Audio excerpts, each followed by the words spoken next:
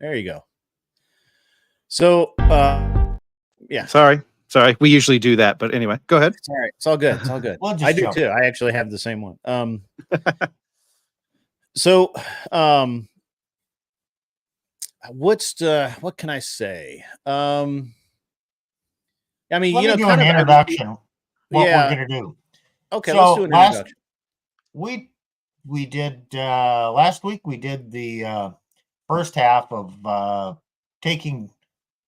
critiquing Trent Horn and what he said on it was the debate. The red pill is a dead pill.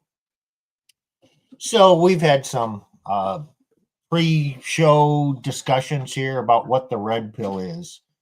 So, is this stream red pill? Well, yeah, we've kind of identified with that, for lack of a better thing, but maybe we're more red pill adjacent. We certainly don't agree with the morals of the red pill. So tonight is the second half of that stream, or going through that, and we have invited Grid One to join us tonight. And this is our first collaboration, and we've never worked together before, so we'll see how this goes. Could be a good, a little bit of debate in this one, which is fun. Yeah. Go ahead, Grid One. Well, I go by Grid One. I have a channel called The Unreasonable Man. It's or An Unreasonable Man, which is based around a George Bernard Shaw quote from 1907. And it's a very interesting podcast that I've had going on now for about 2.5 months or so. It's kind of just rocketed away from me, and it's just one of those. It's kind of been one of those things where I've grown a lot, and I tend to have very specific views on things, and it's a, I guess people want to hear them. So.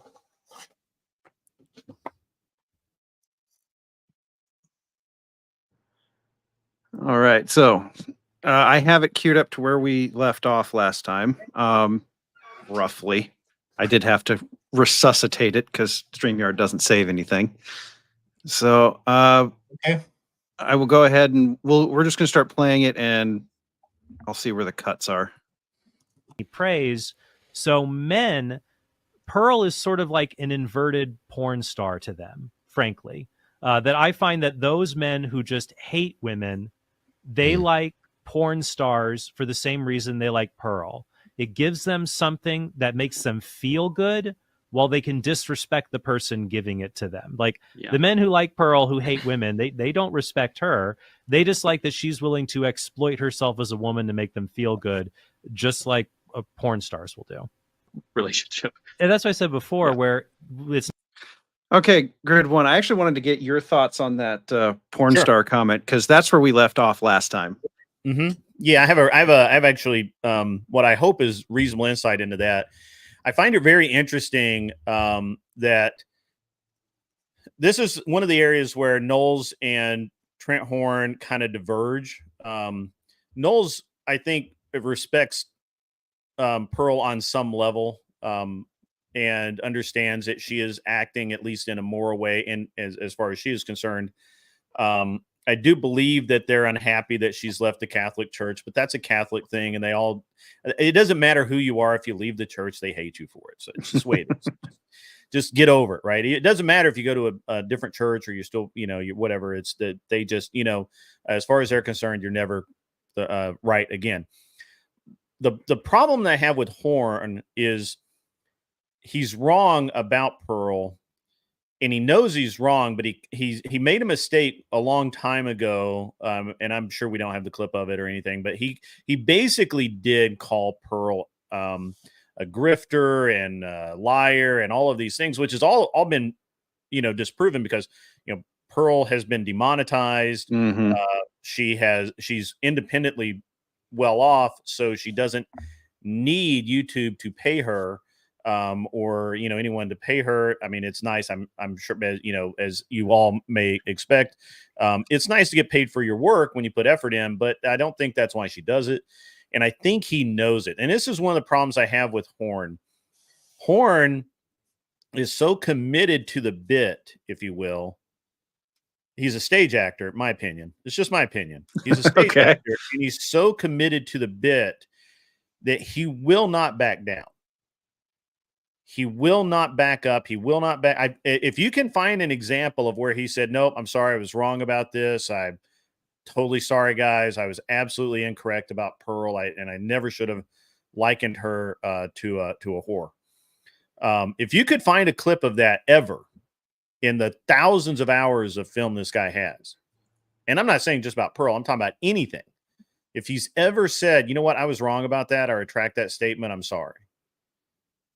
I would love to see it. Well, Because this video is only about 3 weeks old. I'm sorry? Oh, this video is only about 3 weeks old. So right. Well, I'm saying he's got a decade of material out there, right? Yeah. Roughly. Yeah. Roughly a decade. About Trent, he works for Catholic Answers. Mm-hmm. And that website or that entity has been around for a long time. Many years ago, I was on the Catholic Answers forum. They had a lot of forums and back and forth before this YouTube phenomena started. But there was a lot of tone policing. And I think the primary audience of Catholic Answers is Catholic women. So I think he's kind of playing to that audience as well. And how do you know that, Steve?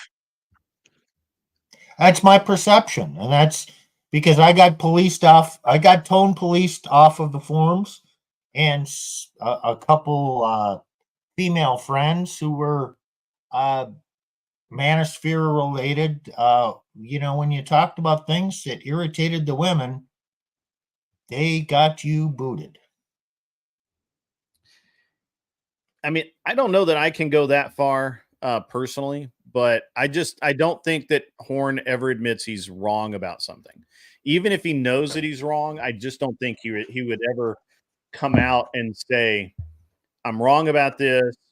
Pearl's actually a really good person. I watched her, so look, if you take Andrew Wilson, for example, he said before, hey, you know what? I don't agree with Destiny, but he makes good points, or he makes good arguments, and he will correct you if you say something bad about Destiny that's not true. Andrew will say, no, that's not how Destiny operates. And I've watched him do that many times. You take Trent Horn, and arguably these are the two same people, right? They're both religious. They both are platform. They both talk. They both, to some degree, debate. Andrew, I think, better than Horn. These are directly equal sums, right? Horn never says that. If you go after somebody that he doesn't like, or that he's debated against as a leftist, or as a of course he doesn't really have a problem with feminism, but somebody that he's debated against, if you say something bad about them, like, I heard that, or I just don't like the way such and so always puts the red pill first, or whatever it is, he will never disagree with you and say, no, that's not how this actually happens. Whereas someone like Andrew, who is moral, who is real, will absolutely correct you. And this is what we lack in Trent Horn. This is why I think, and I think that I think I told Steve the other day, I find Trent Horn irrelevant, pedantic, and just really not worth listening to, because he says the same thing over and over and over and over, and he never, ever apologizes when he's wrong, and he's wrong quite a bit. So, and those kind of people aren't worth listening to in the global scheme of things, and he's really just boring. But anyway, we can keep going. Again, I think the thing about Pearl, though, is that I think the thing is he's not threatened by Pearl. Pearl, can go after him, and she can say things about him, but he's not threatened by Pearl. He doesn't care, and that's just the way it is. So, he'll say whatever he wants to about Pearl, But now Lauren Chin, who panders to the same donors he does, he will never say anything bad about Lauren Chin, ever. Not one word. Guaranteed. Which is why I think we should be careful who we listen to. Listen to who they critique and who they won't critique. I think that's a great lesson. Not just the men. The women also contribute to this if they pursue men in a superficial way, that there are men, men desire a superficial caricature of women based on looks. But growing up, I remember when we were all in our dating sphere, my cohort of friends, now we're in our late 30s, early 40s. When we were in our early 20s, I remember just the dating game, trying to figure out who you liked. The women I was friends with who, were very attractive, I knew a lot of them would go out with guys who were also very attractive, but because of that, they could be arrogant, or they weren't just the best. They weren't the most virtuous men, but they liked those superficial traits of them, and they're these very attractive men. But then later they eventually hit reality, realize, no, this just makes me sad.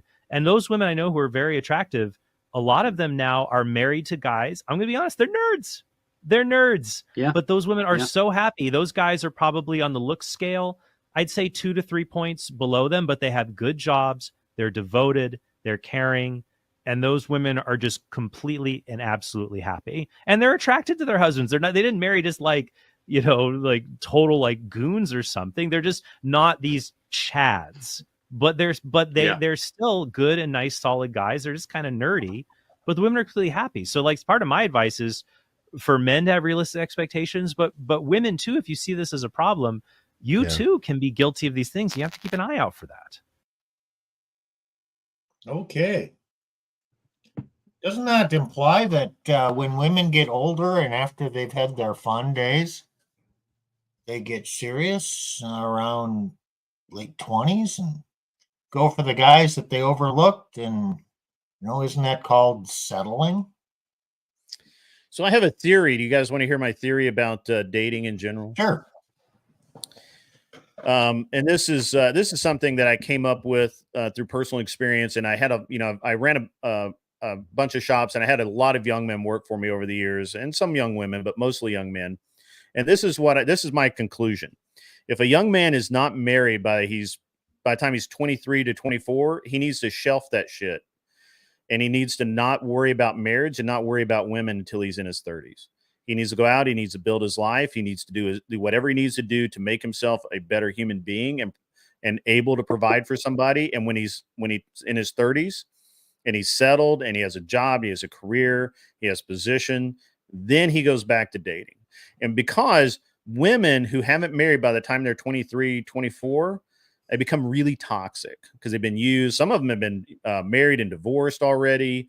They get a lot of really bad habits.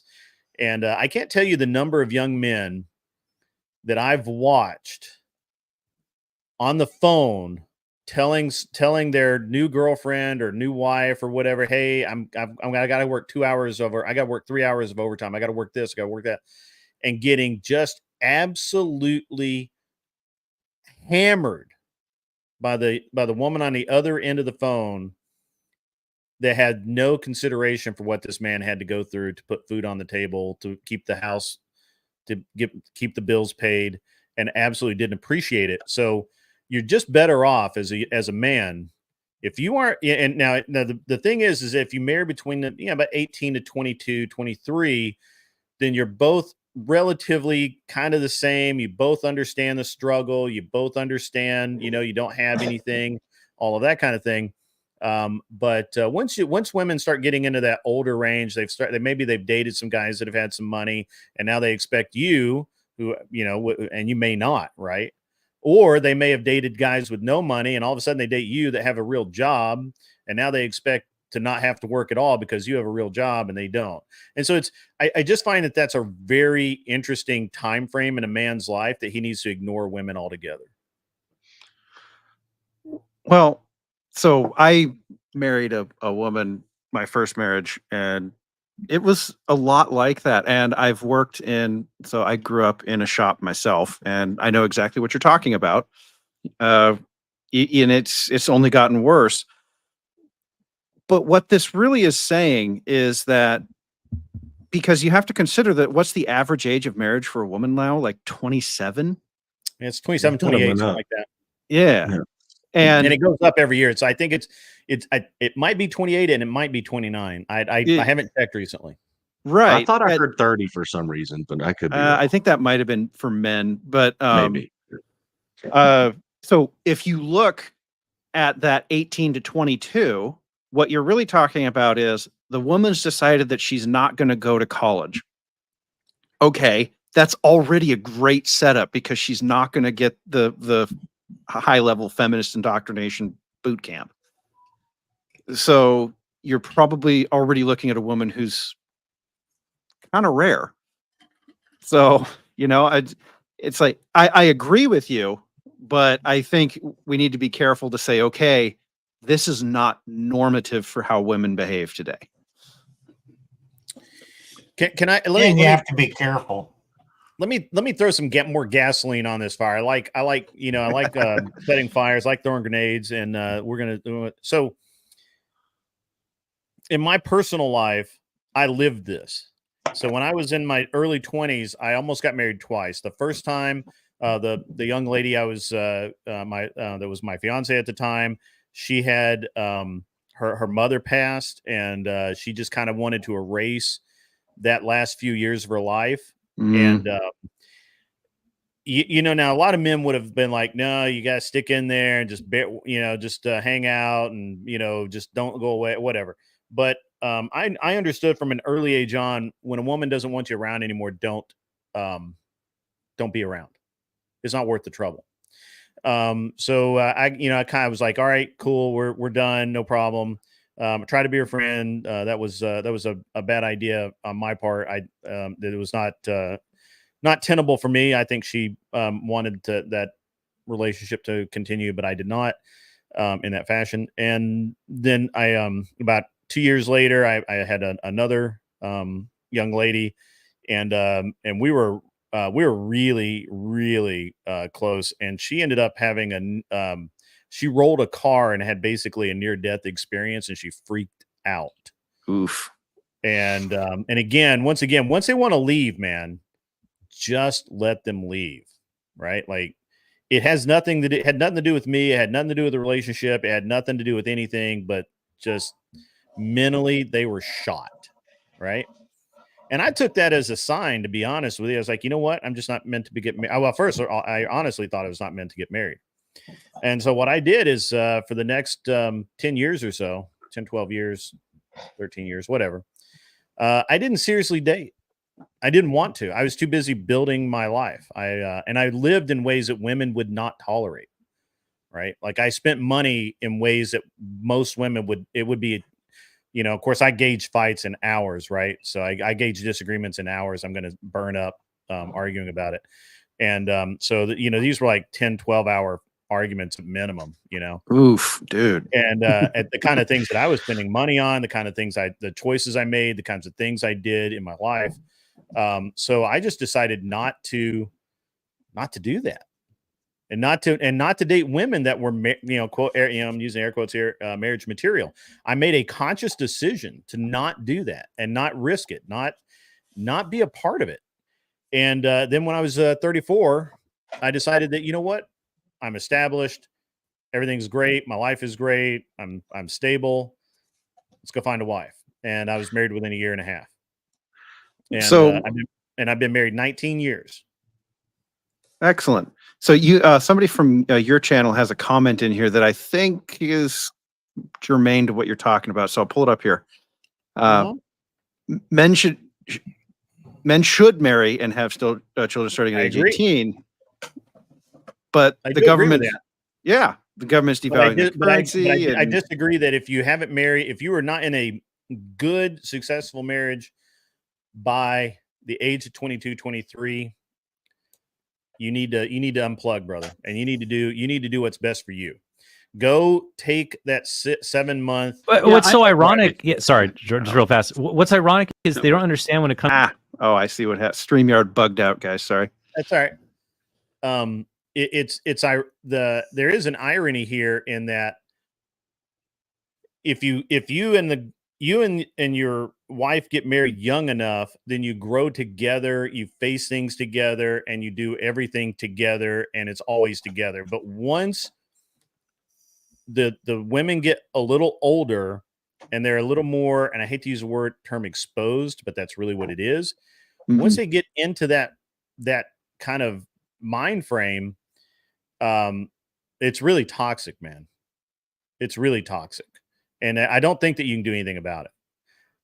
I'd really like to say that I was wrong about it, but I've watched this for I watched this for a decade, and it's just this age range, man. Age range, and then of course once a guy gets in his 30s, if he hasn't been married, then he gets back in the dating pool, and then all of those 24-year-old women that or 22-year-old women, 23-year-old women that he was like they're awesome. This is who I should marry. Then all of them actually want to marry him because he is stable. He can provide. He's everything that they really wanted the first time around. At that point, he's got the age difference, Right. and a little bit more dominance, and so there is a natural hierarchy. Yeah. But if a woman approaches late 20s, Yeah. she has a greater tendency towards rebellion. Baggage. We call it baggage. Call it baggage. Well, Right, and- baggage causes her to act in a more rebellious way. And baggage fees keep going up, guys. Baggage fees they aren't going down. Baggage fees is going up. Well, and you see that I think there's also an aspect here of the more we, particularly early in our lives, we live our lives a certain way, it's a lot easier to just keep living that way. So you get these strong, independent women who've been living their lives. They were independent in college. They got a job right out of college. They don't need nobody. And so in my opinion, it's very hard to build a marriage where neither side needs anything from each other. It's like you're just kind of cohabitating at that point, right? Well, I mean, that's a very long discussion because oh yeah, my wife and I don't need anything from each other but each other. She doesn't need my money. I don't, that we don't need each other in that way. And I think that it's an interesting dynamic. It's a long conversation. We can't do it tonight. I'd love to do it, but we can't do it tonight. It's a great conversation. That probably takes a higher level of maturity. But when you're young, all right, let me throw this out there to you. Let's say you're 24 years old, and some of you guys probably lived this. You're 24 years old and you've been working, you get out of college, you got a crappy out of college job. You're making $30,000 a year, $40,000 a year. And all of a sudden the chance comes up for you to move across country. It's not a real guarantee of anything hardcore, but it's a really good opportunity. And you being a male and having that drive and that foresight, if you will, says, you know what, this is it. I need to do this. If you are single, you get in your car and you drive the fuck across country and you take the job and you make your life. If you were married, you have a 12-hour fight about it for 3 days. 12 hours a day for 3 days. You're going to fight about it. And eventually she's going to wear you down to where you're like, you know what? It's not even worth doing. I'm not going to do it. It hits home in many ways. Yep. I had those same fights too with my ex. I've watched this over and over, guys. I'm telling you, I had this. Oh, yeah. I mean, I dodged a lot. I say I dodged a lot of bullets. I made a conscious decision when I was younger that I wasn't going to get married. I wasn't going to date for marriage until I dated for marriage. The only reason I went out with my wife to start with is, do you guys remember internet dating? Steve and I are probably about the oldest guys here, but so we had internet dating, and her profile said that she was looking for marriage. She was the only one of like 20 profiles that said anything about marriage. And that was the only reason I went out with her. I mean, she was cute, but there were a lot of cute ones. But the only reason I went out with her was that she was talking about marriage in the profile. If she hadn't done that, I wouldn't have gone out with her. And so, it's it's an interesting thing, right? I mean, we as men lie to ourselves a lot, whether we want to admit it or not. We lie to ourselves because what we want is we want to believe that we are not wrong about the women that we choose to let into our lives.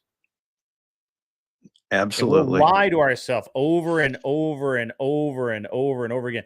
And when you really should punch out, especially as a young man, because as a young man, you're like, hey, I'm finally getting laid.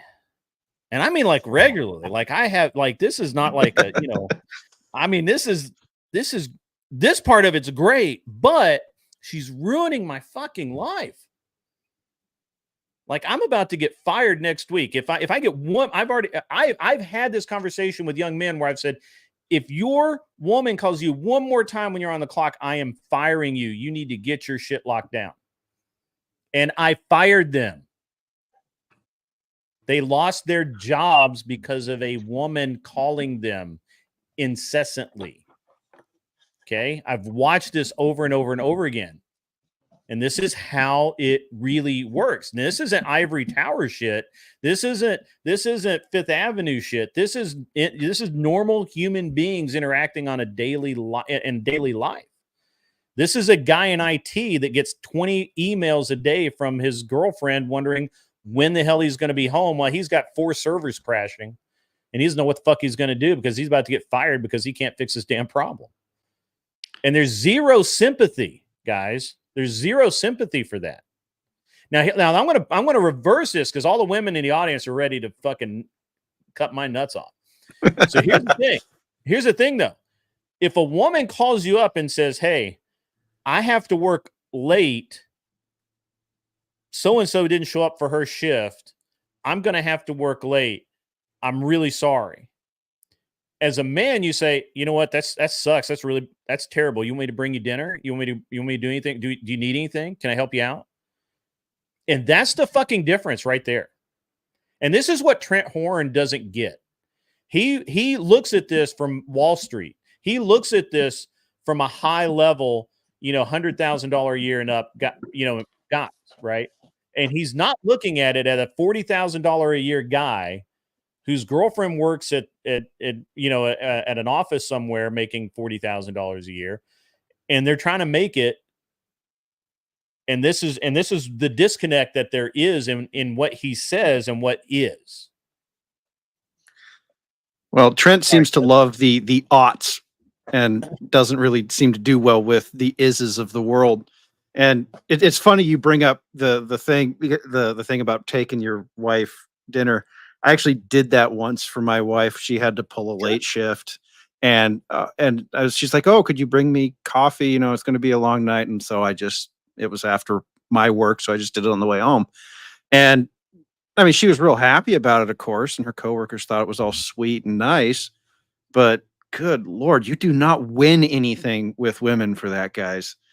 I'm sorry. You might win for a day, but she isn't going to remember that when she decides it's time to cut you loose. I never said she'd remember it. I said that's how we deal with it as men. Yeah. Yeah. Right. The way that men handle problems is different. We find solutions. You've got to work late. You know what? I know what that's like. Do you want some food? Do you want me, is there something, do I need to go pick up the dog from the sitter?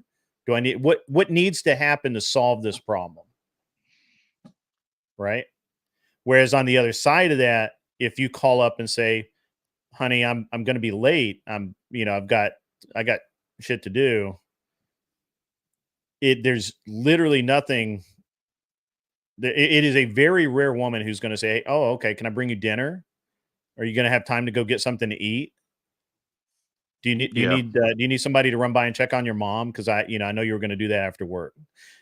It's not how the average woman thinks. They like to think that they do.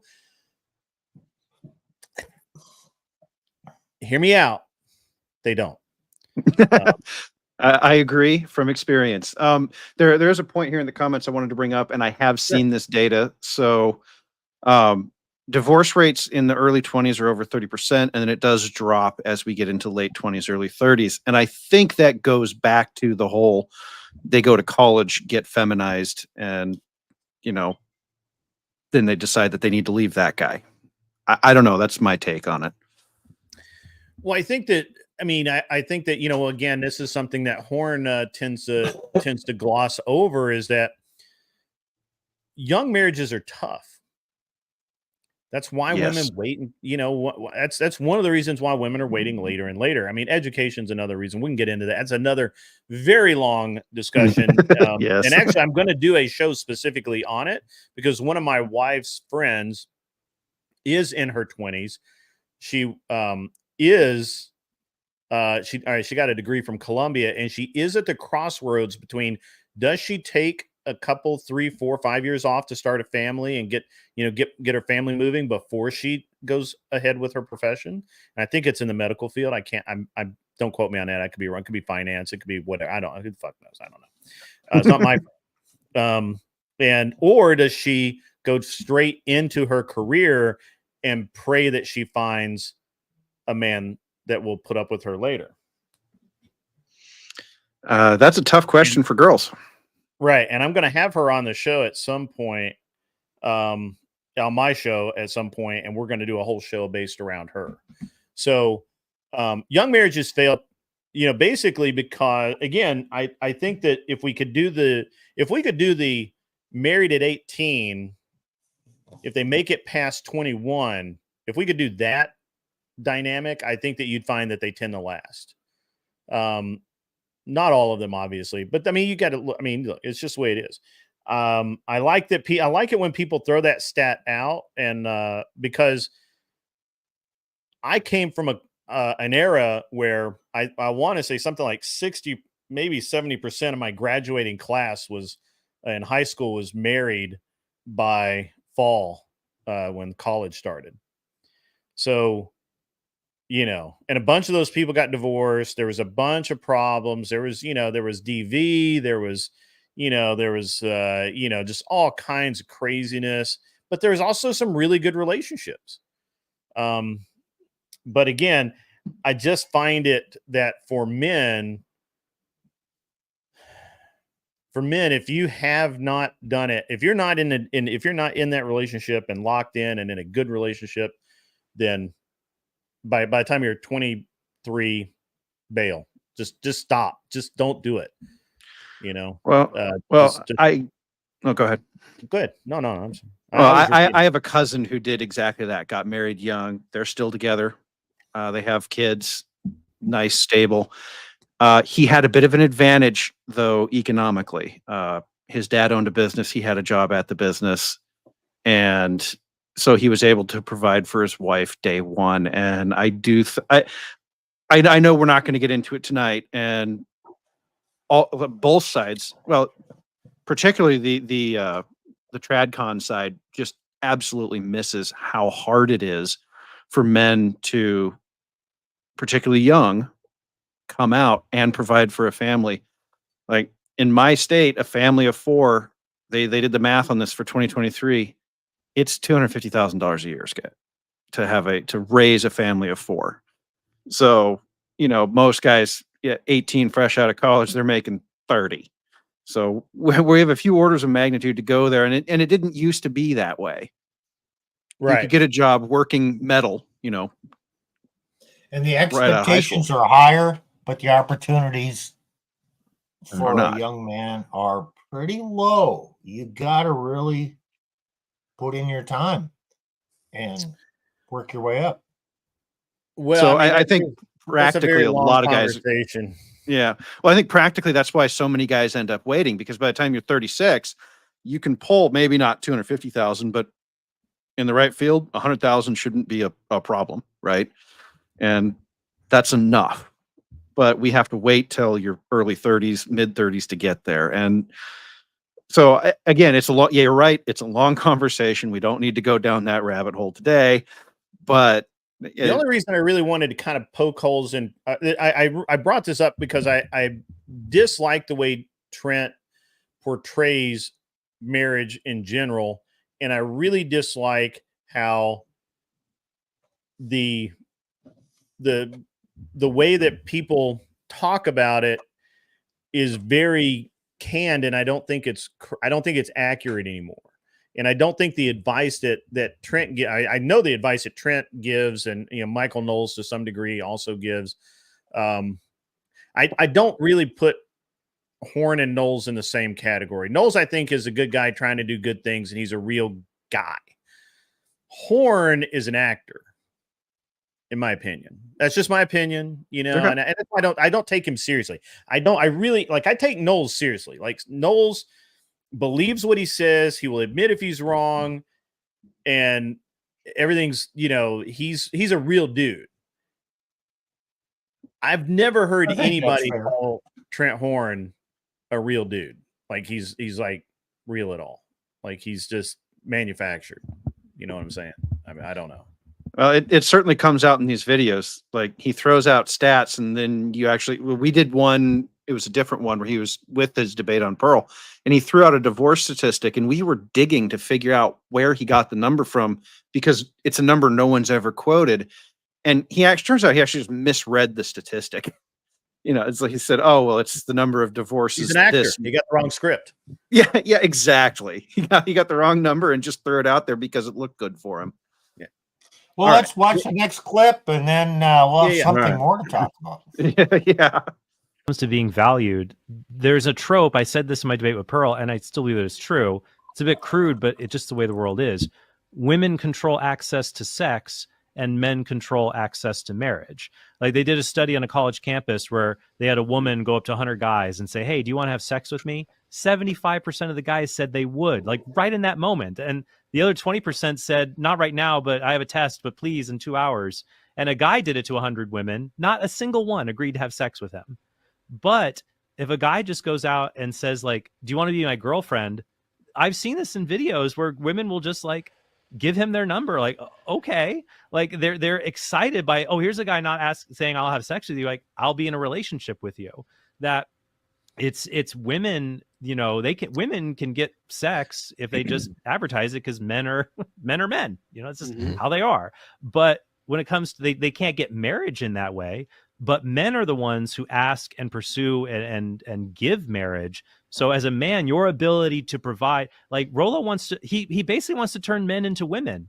Like the modern feminist idea of women just being on birth control, being a boss babe. Yep. He wants men to just be infertile. Like the modern feminist ideal is woman's infertile. She's a career climber. She can do boss babe, all this stuff. What Rollo wants is for men to be the same, to be the male equivalent, be infertile, conquer a bunch of women, get a bunch of money, but you're not offering the actual thing, marriage and family, that is the unique, valuable thing men can give women. All right, so there's a lot to unpack there, guys. First thing is there was no survey. All right, that was whatever. That was Brian at whatever, who used to do prank videos. That was one of his prank videos where Brian Atlas from whatever podcast went out. This was when he was in, I think he was in college at that point. He looked way younger. He literally asked, I think 100 random women, "Do you want to go have sex?" And they all shut him down. I think he had one like, "Well, I'll consider it." Where he had a female co-star, whatever she was. It was like, I think all but a few said, "Yeah, we'll go right now." Like, or, you know, let me get off work and I'm out the door. You know, let's do this. And so that it's hilarious that they're literally citing the whatever podcast for this information. That is pretty fucked up. But the other thing that he kind of goes into is what Rollo says. Now look, I don't particularly care for Rollo. I don't think he's a bad guy. But you know, I mean, we're not buddies, right? Like I don't know him. He doesn't know me. We haven't had dinner. I just, you know, we're not buddies, right? Yeah. And I feel like he's wrong on some things, and that's fine. You know, if anybody be very suspicious if anybody agrees with you. But the thing is Rollo's never fucking said that. He simply acknowledged the fact that men have the ability to date many different women to find the woman that fits their personality without, you know, without the same stressors that women have, right? They don't lose the ability to pair bond. There's, you know, obviously no risk of a man getting pregnant. We're just different. All Rollo really does is acknowledge that men are not women. And somebody should tell Trent that, because I think he might be a little confused, because he seems to have this very feminist a viewpoint that men and women are the same, and we're not. We're very, very different. And so while I don't agree with Rollo's stance that you can just go out and have as much sex as you want, certainly I am not a shining example for well, pretty much anything. I'm not a good example of anything. And certainly not celibacy. I was never very good at that.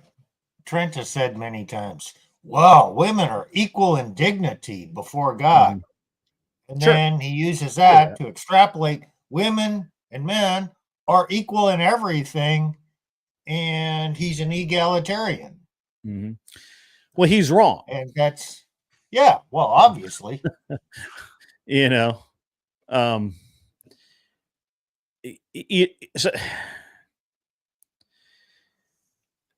The problem that we really have with this now is you now have men that shame other men for the number of women they've slept with. And you have women attempting to shame men for the number of women that they've slept with. However, if a man didn't tell you, you wouldn't know. With a woman, you can sometimes tell because she has children out of wedlock. Sometimes you can tell because she cannot have good relationships because she's lost the ability to pair bond. And she just moves from one relationship to the other. In any case, men and women are not the same. We're not better or worse. We're just different. We're just different, guys. That's it. Which brings up the point. We're not advocating promiscuity for men either. It just doesn't. At least not over here. We are not. We just recognize reality, but we're not advocating that or saying it's a good thing. Hey, Nick, you were saying something earlier, but I think you were muted. He might still be muted. Yeah, he's still muted. Is that better? Yeah. I press buttons. All right. So normally I interact with my chat a lot more. They're going absolutely nuts. And I'm unfortunately, I've got it up on my big screen there, so I can't really see it as well as I'd like, which is fine. Well, I'm keeping an eye on it. Let me call out Arthur Daya. Arthur Daya, I don't care that you find it horribly unfair. Life isn't fucking fair. Telling young boys that it is a Chad move to be able to have sex with women is not the end of the world. Half of our fucking literature throughout history, from the beginning of time, tells young men to go out and be fucking Chads. Whether we call them Chad or not, that's what it is. The entire Romantic era was written around men going out and having sex with women. And that was in the 1700s. It's a long damn time ago. So let's please dial it back, okay? Let's just dial it back to reality. It's okay. You don't have to like it. I understand it's unfair. It's unfair. I get it. Life isn't fair. It's never been fair. I don't want it to be fair. I honestly don't want life to be fair. I want men to go out and be able to fuck up and learn. I want women to have some measure of chastity because they provide life. That's what I need in life. I need men to go out and wrestle bears. I need women to stay home and not do that. I don't understand how that's so hard. I don't get it. Yeah. So and regarding the streams, we're not very good at engaging with our stream over here. Hey, we're a channel with 24 viewers, so we haven't really gotten into that. We just get into the debates. So apologies to Grid One stream people in the chat, but don't worry about them. They'll argue amongst themselves. Don't worry, they'll keep themselves entertained. They don't need. So I was going to say about what I was going to say about the thing going off and talk to 100 women is you're also they're mistaking this idea that women are going to be attracted to that type of approach. Not that women don't want to have sex, and they actually have it, if you go by the numbers, more than the men in college. they're not asking what would attract a woman, not just a guy is ready to go, bing, bada, boom. Hey, you want to have sex? Sure, let's go. Now, a woman likes to being approached. They don't like that necessarily the big. I don't know. There's a red pill term for this. It's like the direct approach. Is that I don't know. guys? It sounds right, but women love to be gamed. That's right. So there's a reason why he got 100 no's or 99 no's and maybe one maybe. So Well, to that off-putting. point, if you watch whatever, he still does a version of that bit. He did it again on last night, where he asked all the girls, would you date anybody in the room? And they would you date Nick? Would you date me? And they all said no. Well, So usually somebody will super chat in or there's somebody that finds it funny to make Brian ask that. You can see it kind of makes Brian uncomfortable, but Yeah. there's a regular that, and I don't know who it is. I mean, I know their screen name, but that doesn't mean I don't actually know who the person is. But they find it funny to do that. I think it's hilarious too, but I'm not the one doing it. I just think it's funny. it's not any of us here either. Yeah, but it is funny to make him do it because it makes him uncomfortable and it makes the girls for a moment feel like they can giggle and get away with it. Yep. So I just find that you know what, you guys need to have Arthrodaya from my chat on your show. She is a super based woman.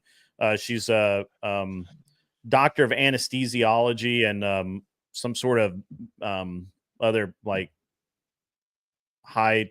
I don't know what she does, but she's been on my stream a couple of times. She's a great guest, and she's a super based woman that has some really good takes on things. And she is one of the women that gave up on relationships as distracting when she was younger, and now is older and kind of looking back on that with a critical eye. So, critical care ICU. She's critical care ICU doctor. We'll stay in touch. Get her. Yeah, Arthur Dye is a Give her great on guest. contact. You guys should have her on. She's very polite. I give her a hard time because I think that she is a little too fixated in some specific areas, and that's okay.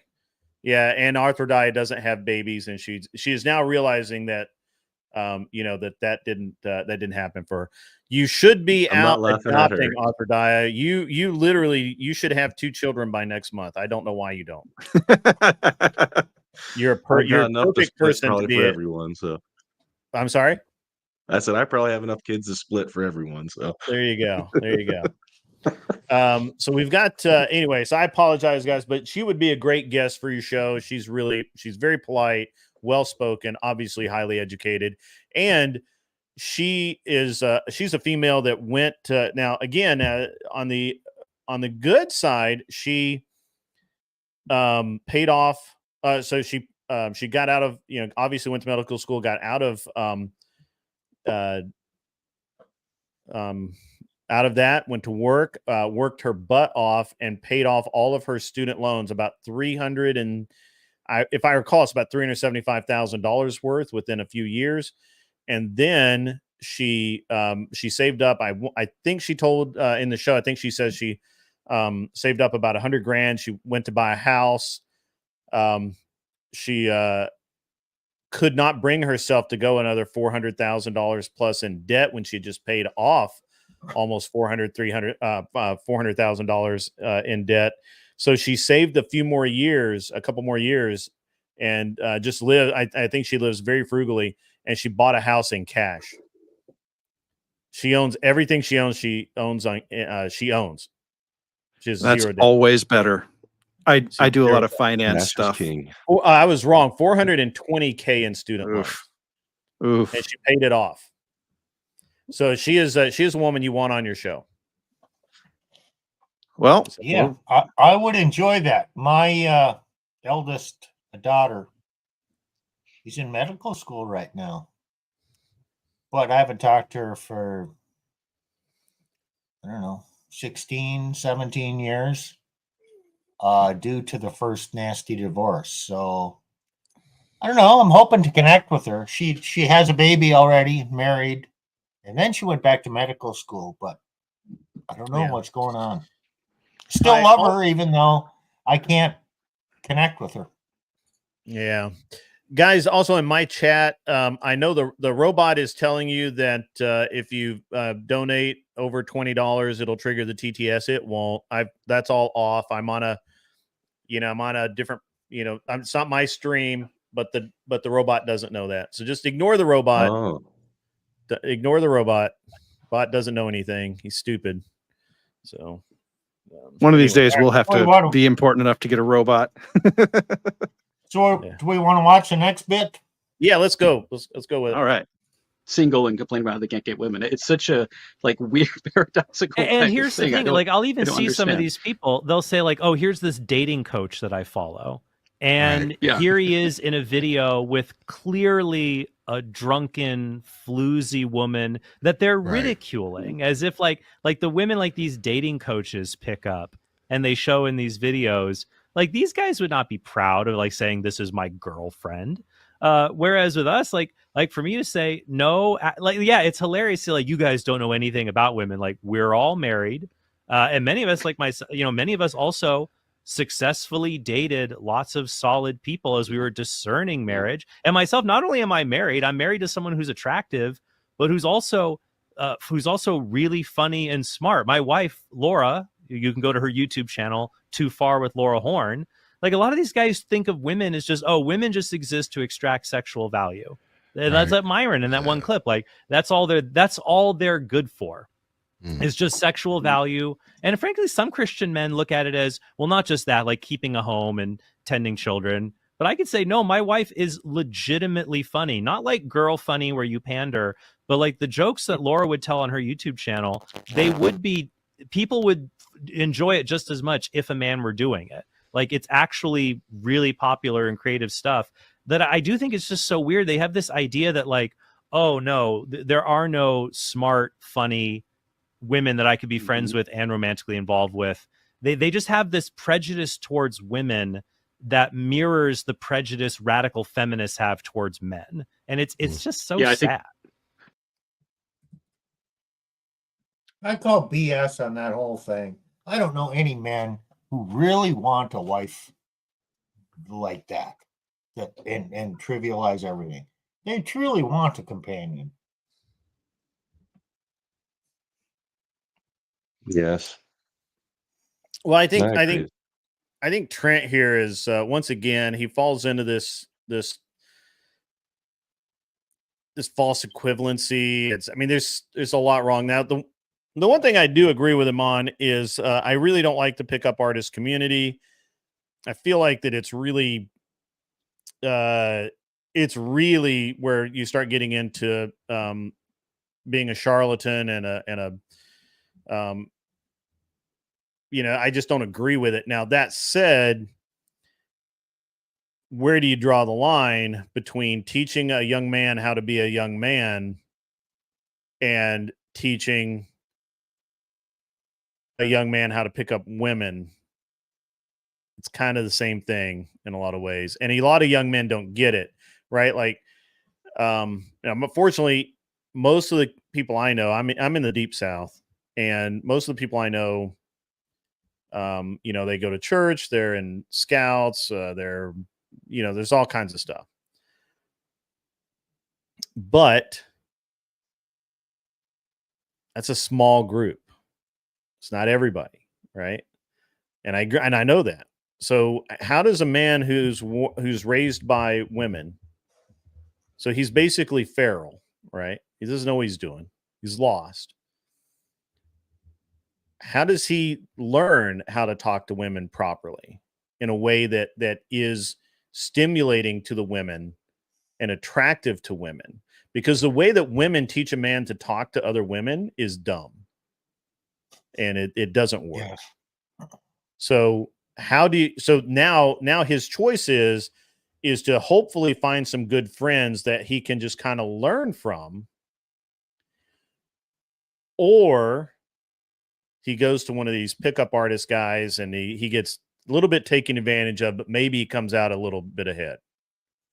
He's And I going to hate get an saying that. education. He's going to gain hate- some skills, Yeah, but I hate saying you it because I know- disagree with him, but yeah, right. Well, so the question then I think would become, would these skills they gain, and we have to admit that they would, if this is like, do the an ends justify the means question? Mhm. Because if they get the skills and that helps, but they say, well, I'm not going to behave like the pickup artist community does in its entirety. Mhm. Is that such a bad thing?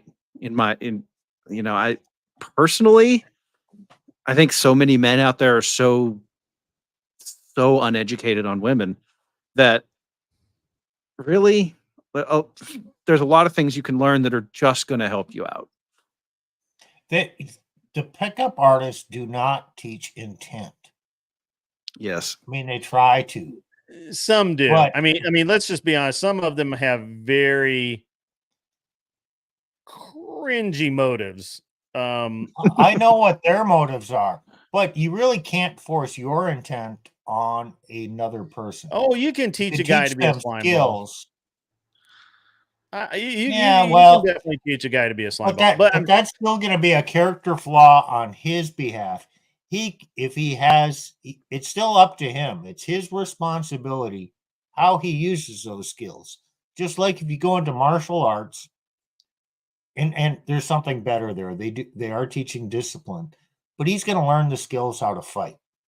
But then he's going to use those skills to gain confidence.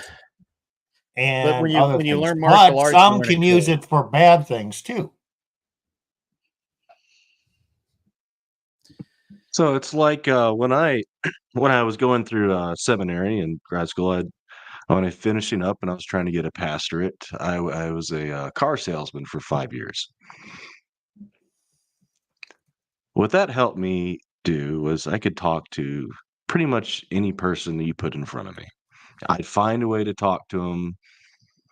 Sometimes nothing you could do that somebody's just always going to buy, and sometimes somebody's always going to be an a-hole. There's nothing you could do, but you learn how to carry a conversation. And that requires being able to just have a conversation with women. And that's something that is lacking, especially in younger men these days. They can't even look you in the eyes. They can't approach you. They can't look you in the eyes. They can't just express what they're trying to say in a reasonable way or a somewhat smooth way. They don't know how to do open-ended questions, closed-ended questions, stuff like that. Well, okay. But it So, helped me out a lot. but that actually brings up an interesting question that I just thought of. We have all these single mommies out there raising all these feral men, and yet all these men cannot talk to women. I mean, they're raised by mommy. How can they, what is it that, we keep saying that, we have to put the children with the mom. The mom is the best teacher for the children. And all the single mom bullshit that gets spread throughout media and the culture. And it's like, and yet we have the fewest number of men who know how to talk to women just in they like walk up to the girl and you can see them shaking. Like, come on. What's the worst she can do? Say no?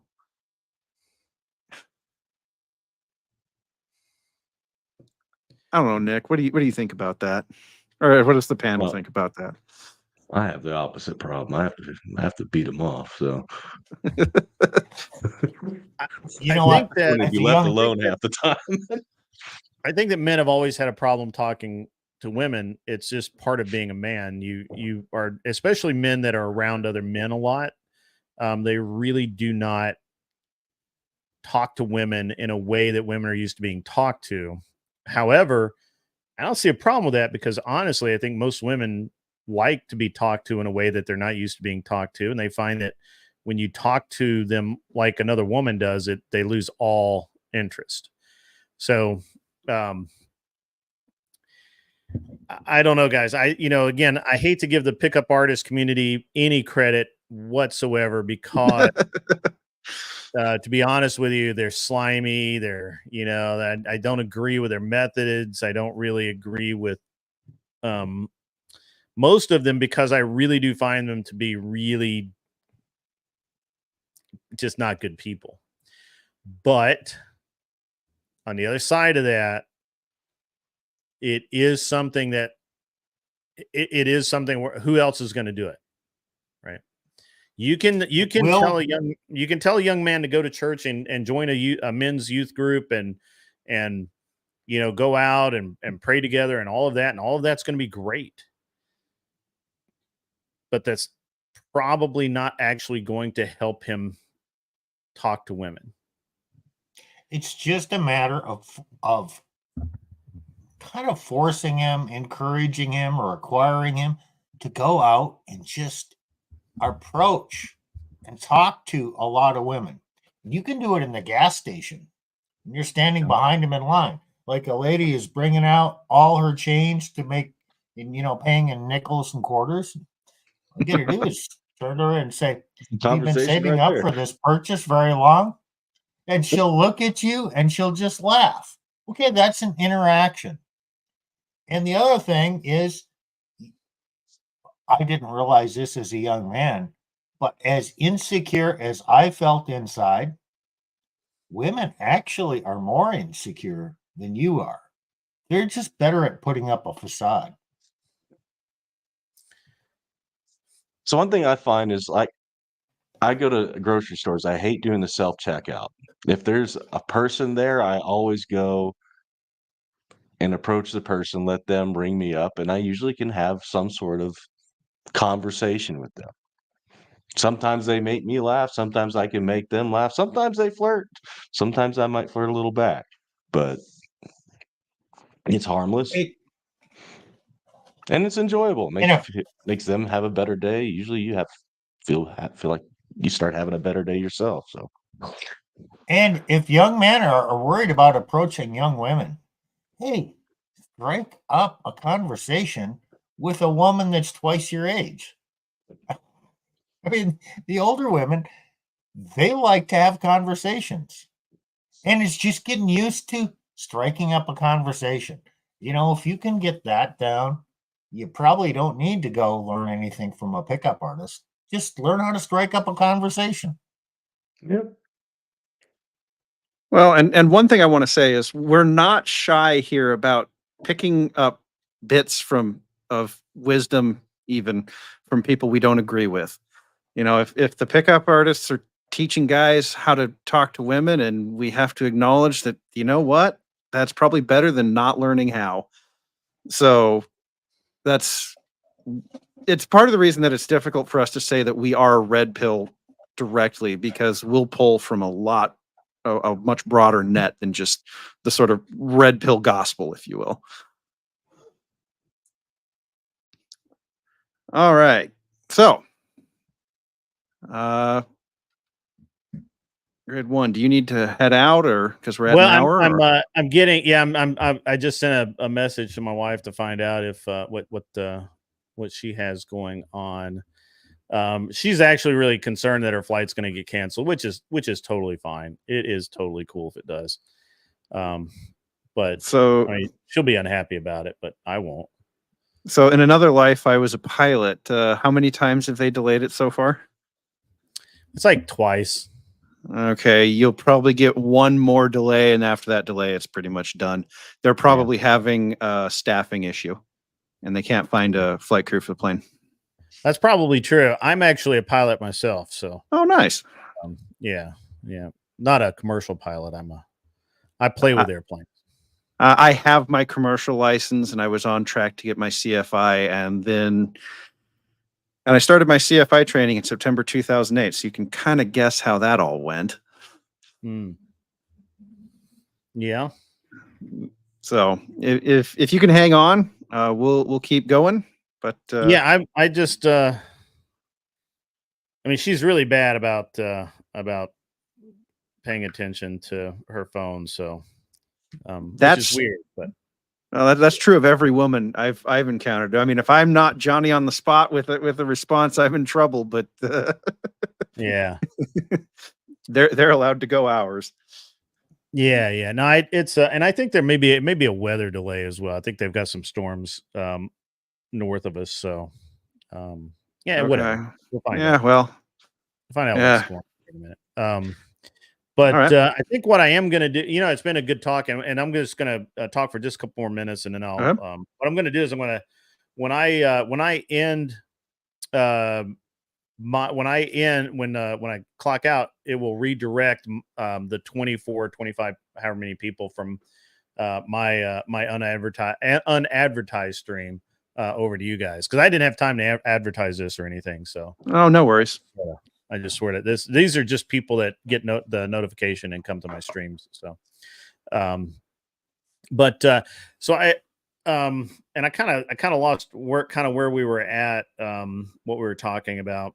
One of the things that I think that Horn always glosses over. Okay, she said almost, so I got probably a couple minutes.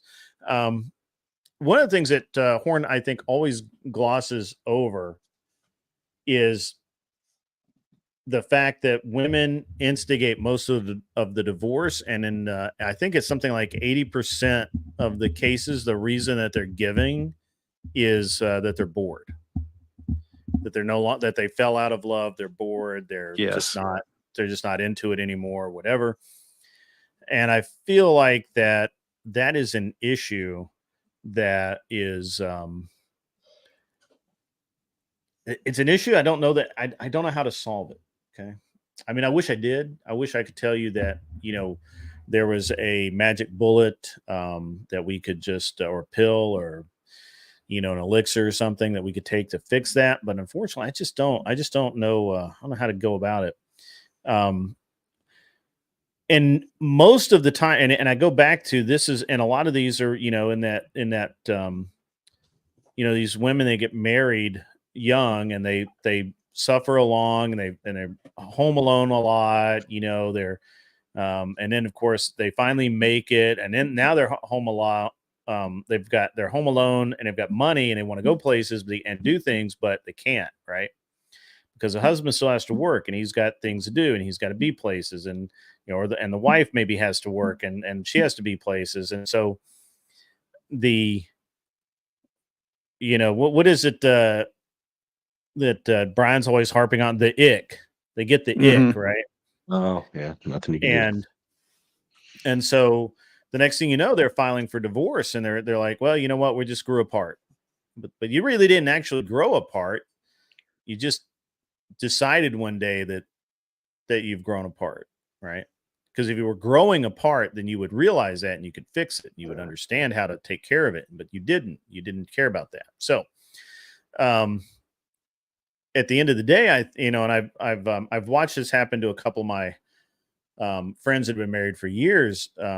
That when they got divorced, it's almost always the most brutal thing possible. It's really terrible, and I just don't understand how he can talk so much about pickup artistry and how we're deceiving women, and all of men are deceiving women, and women are falling for their BS, and men control this and women control that, and all this nonsense.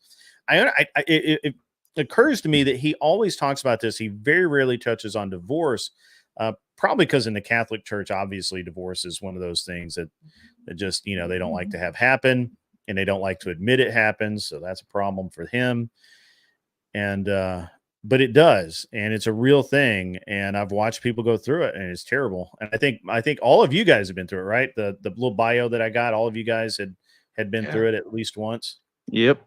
So yeah, me twice, the other two guys once, and Yeah. Plutarch is remarried. So Yeah, so I went and did it again. yeah, right. And I think that it's I think in our modern world, again, I go back to I just don't see the advantage to a lot of the things that we are told. And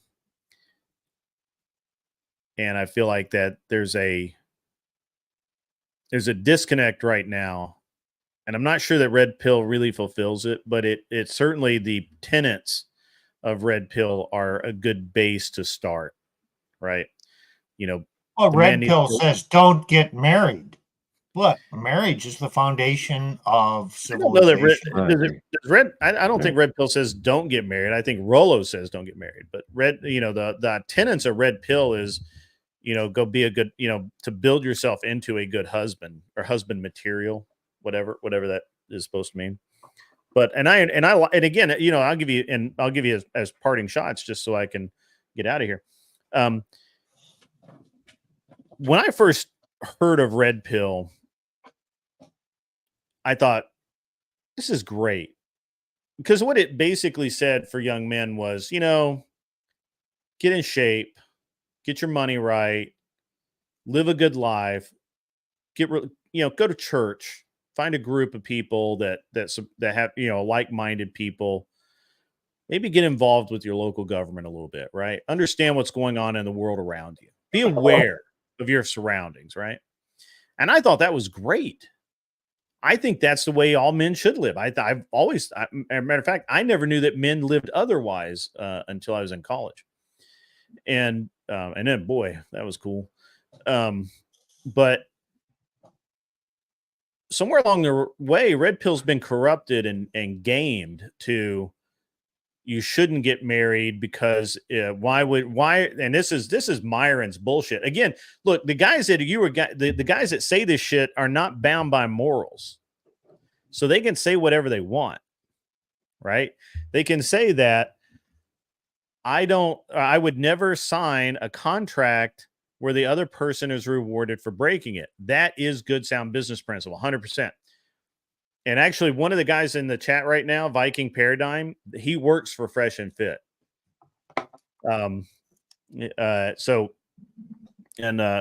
Anyway, so he'll call me out here in just 1 minute. As soon as he gets his spaceship fueled up, he'll call me out.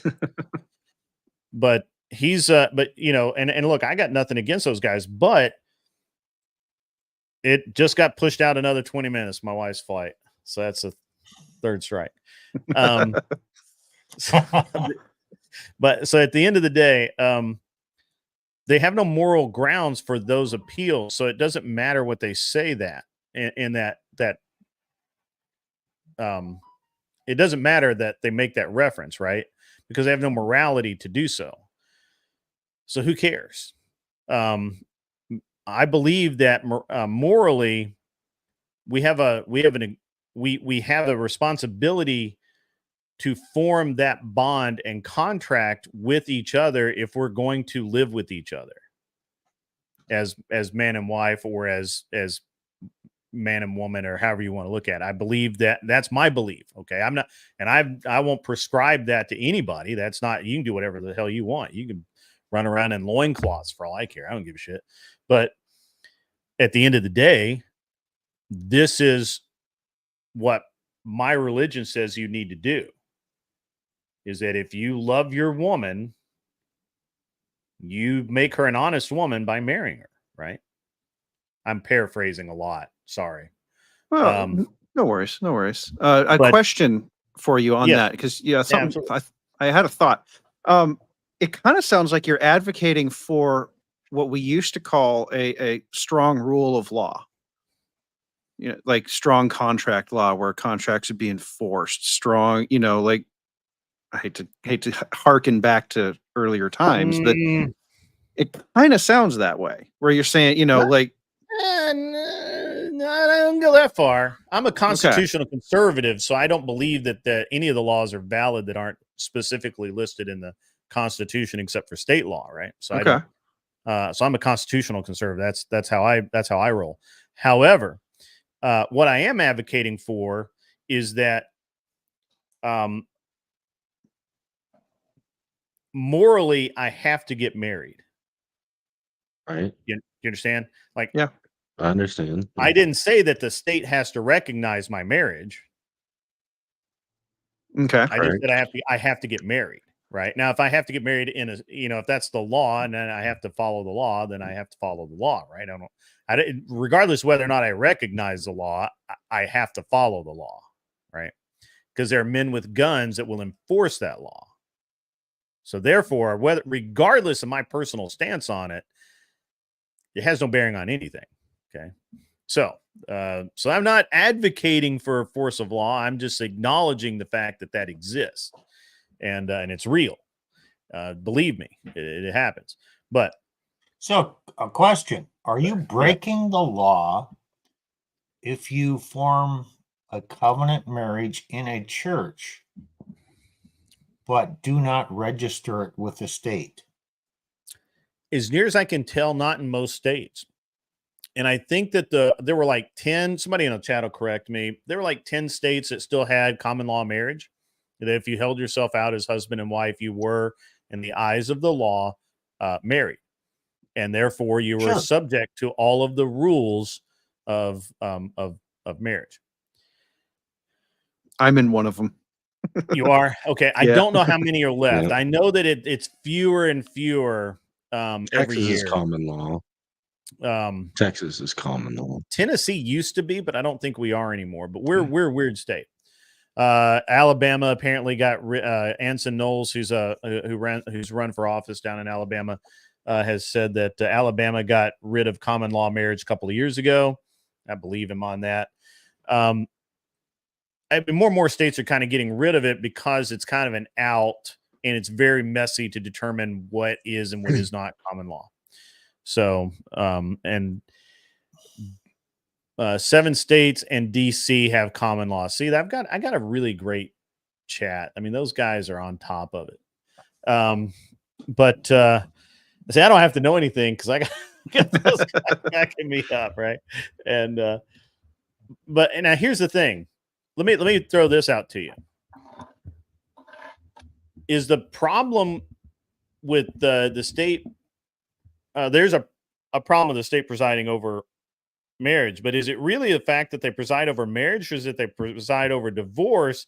And our current structure is that no fault divorces are the norm.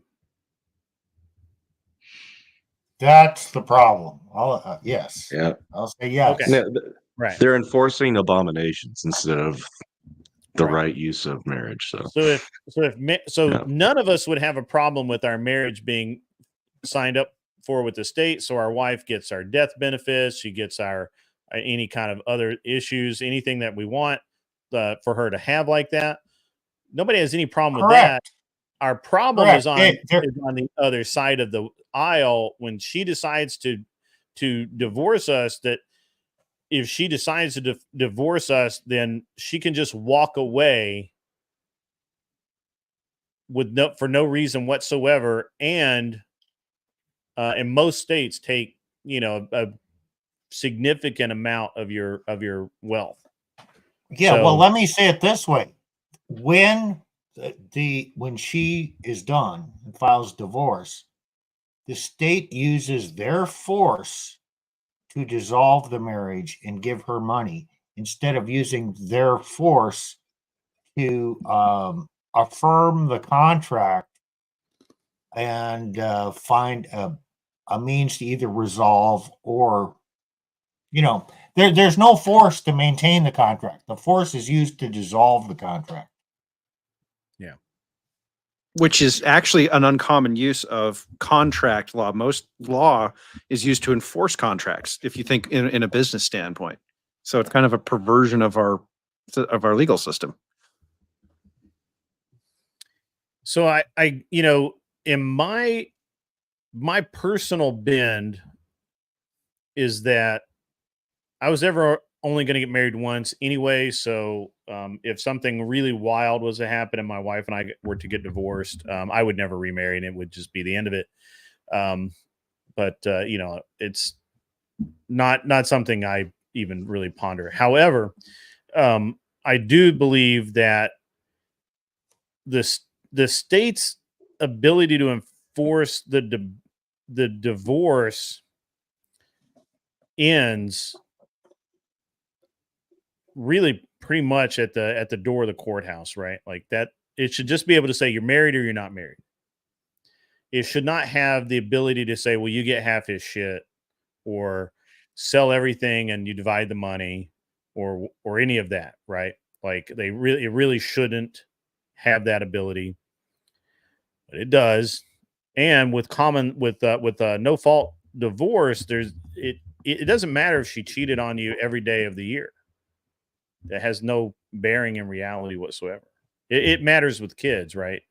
To some degree, but even then, I don't know, guys. It's a broken system. It's a very broken system, and it's not going to get fixed. And to be honest with you, it's not going to get fixed until more people really talk about,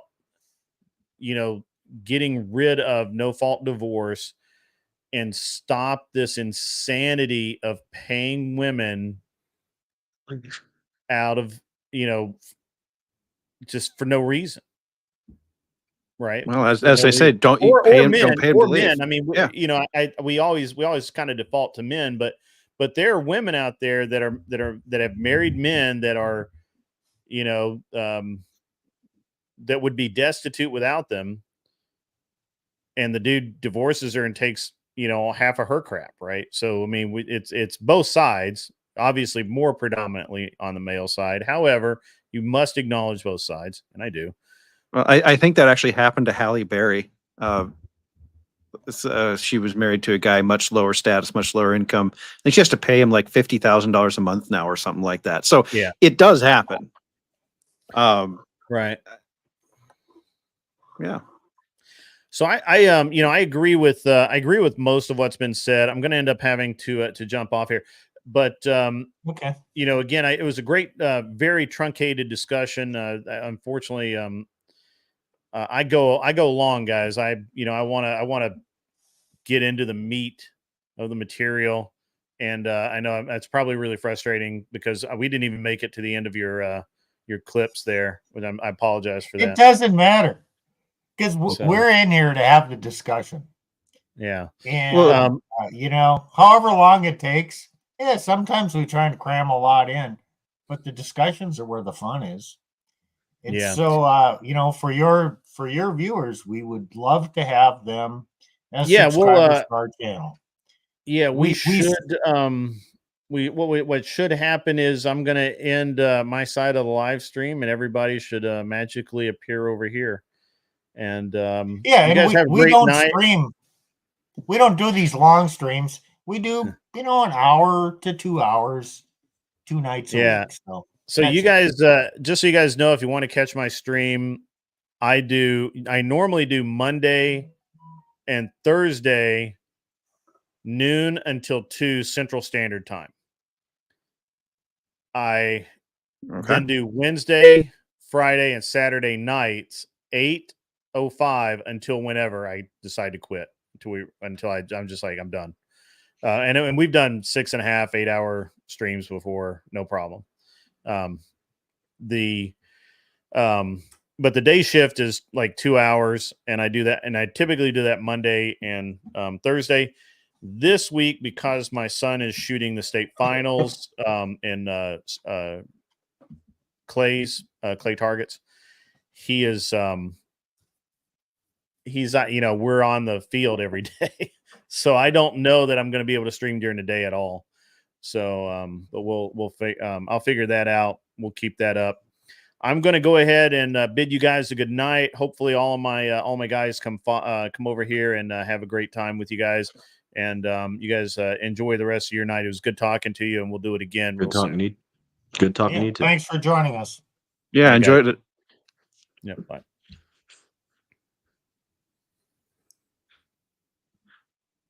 All right.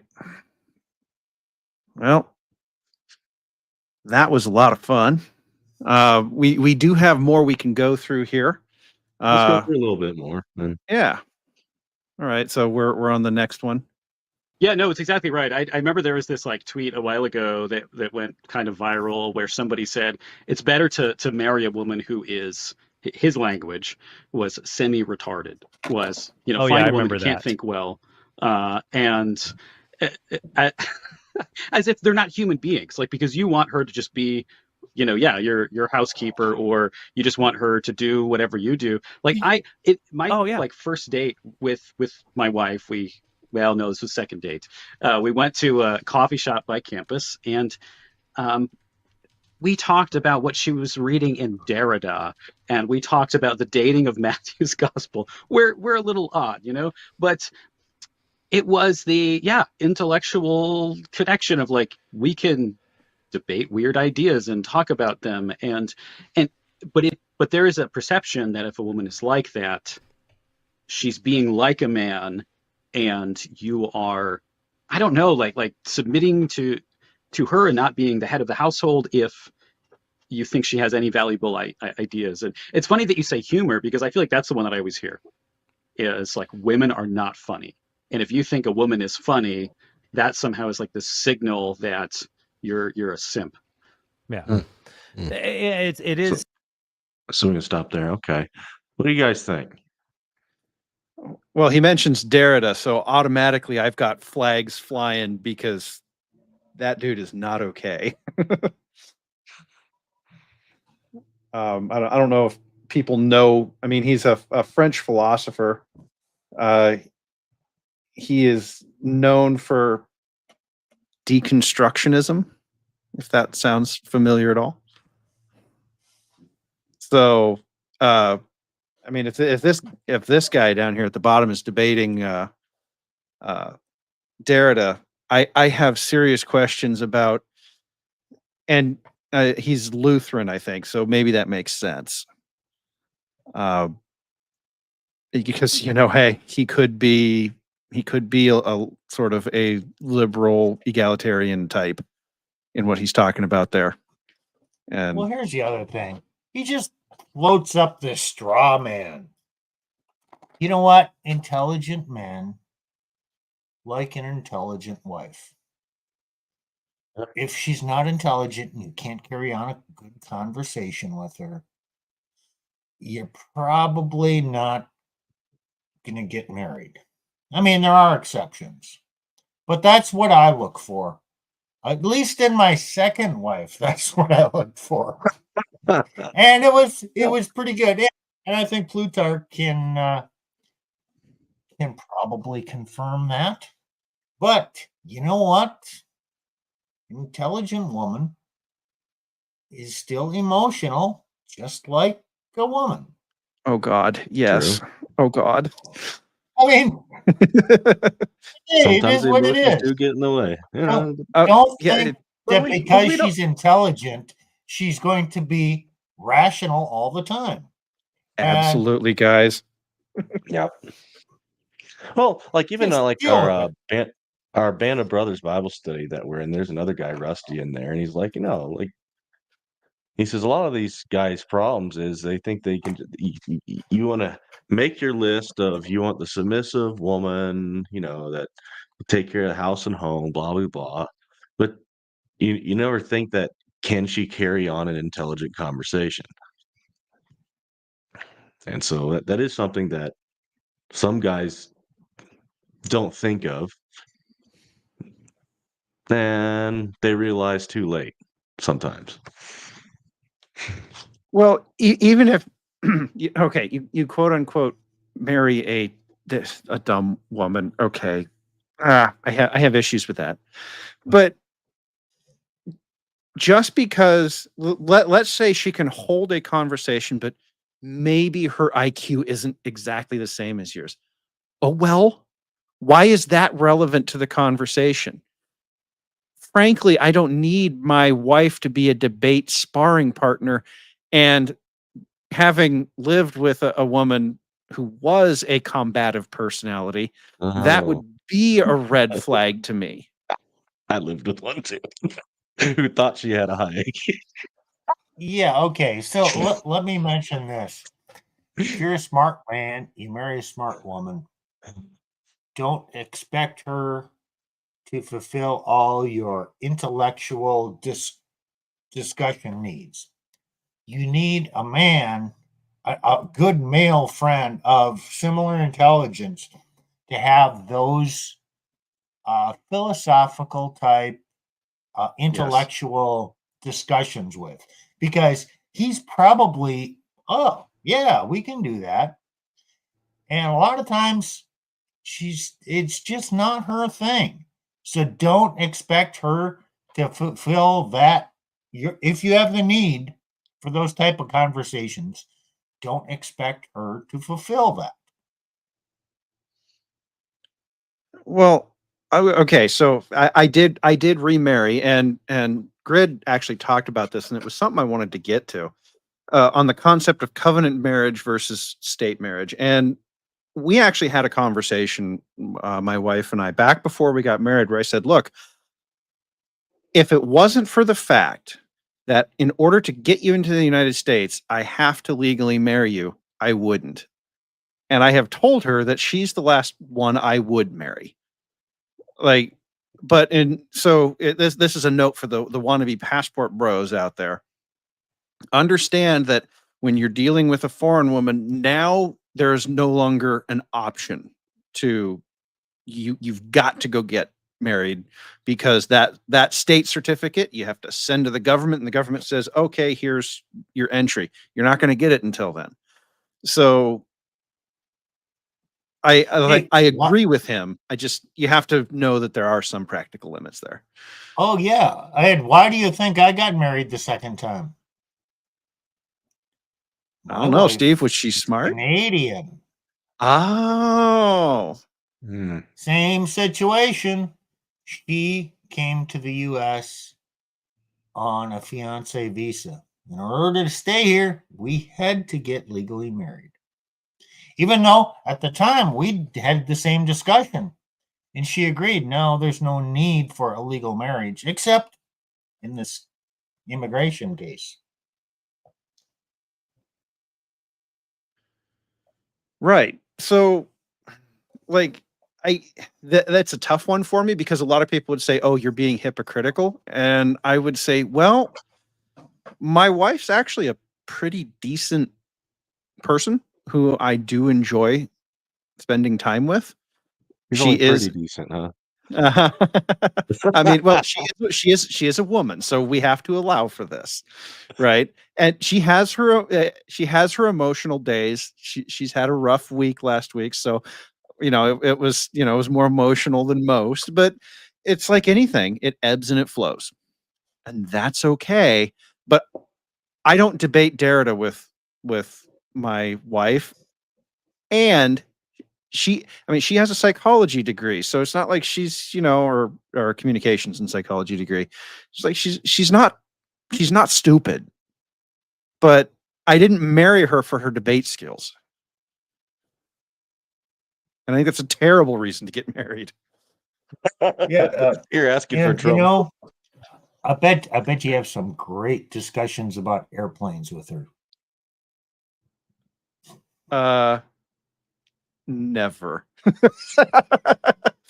Her opinion of airplanes is they scare her. When we're flying and the plane goes bump, I lose some arm hair. I mean, that's that's the extent of our discussions, is how much hair I'm going to lose on the flight. Hey, I think we're getting close to the end of this Trent stream, because I started including talking by more people than Trent. So let's keep going.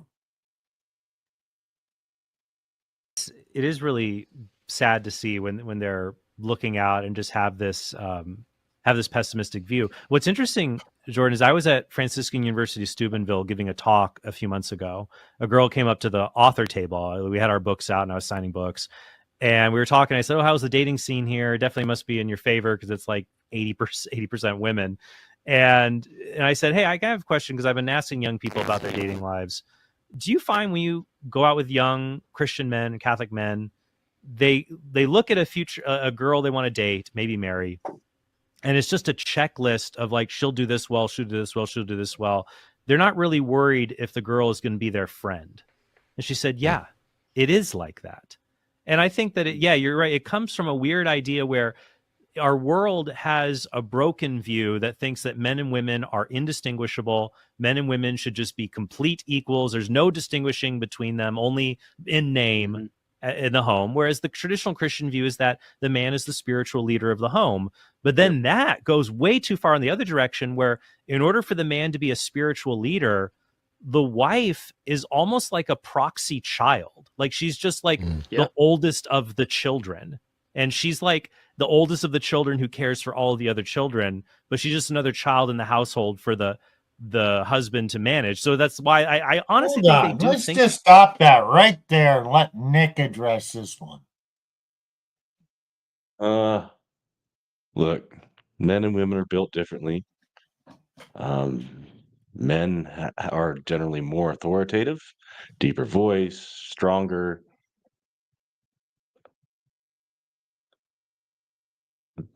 Their brain function is different. They tend to think logically and don't. It's not so much about fine tuning relationships or keeping everyone getting along as with women. So in that sense, that makes sense for man to be the authority in the home naturally. It's also the way God created us. It's the way God commanded it. And you don't Now, want I'm somebody confused. being swayed under emotions. I'm confused. He started talking about checklists. Men have checklists? I don't think so. Men? If he Yeah, likes we do. me, well, maybe Christian men do, but most men really don't. They'll throw aside that checklist if they have a girlfriend. And if they're having sex, hey, there is no checklist anymore. And is she my friend? Well, okay. Men usually want their woman to be a friend. So I think he was talking more from the female side of his brain. I think women have more checklists than men. And then he starts talking women about the generally do. spiritual leader. And, well, if the man's the spiritual leader, he's kind of treating her like a child. No, he just is the spiritual leader. And go to the Bible, and it affirms that a woman is in the helpmeet role, submissive to her husband's authority. That She's doesn't ordered mean under him. she's a Yeah. child. No. I mean, Well, that's the he's thing is just that's just muddling the waters here. that's the whole feminist egalitarian ploy. If there's any hierarchy whatsoever, it's wrong. But he plays to that a little bit. He'll say there's sort of a hierarchy, but then in practice he'll deny it, saying you can't wield the authority because therefore you're treating her like a child. I heard that so many times. I'm like, I just want my kids not to play in this street. I'm not a Well, child. now for our few other viewers, Yeah. Nick, you were a pastor, right? Yes. Orthodox Presbyterian Church.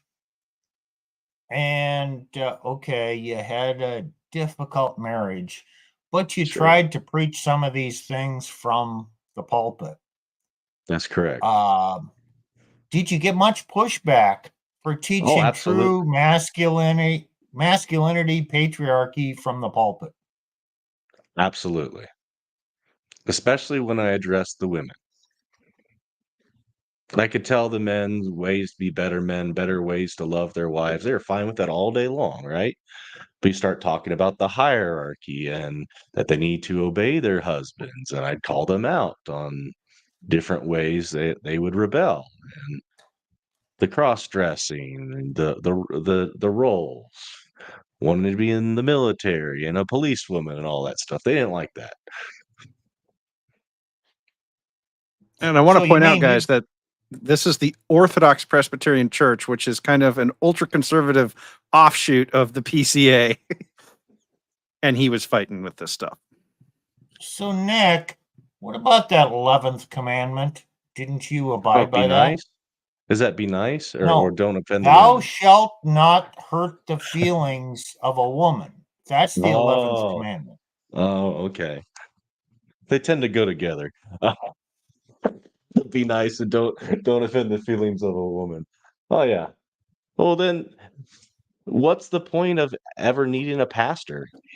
His job is just to say whatever you say. That's all right. Never any correction.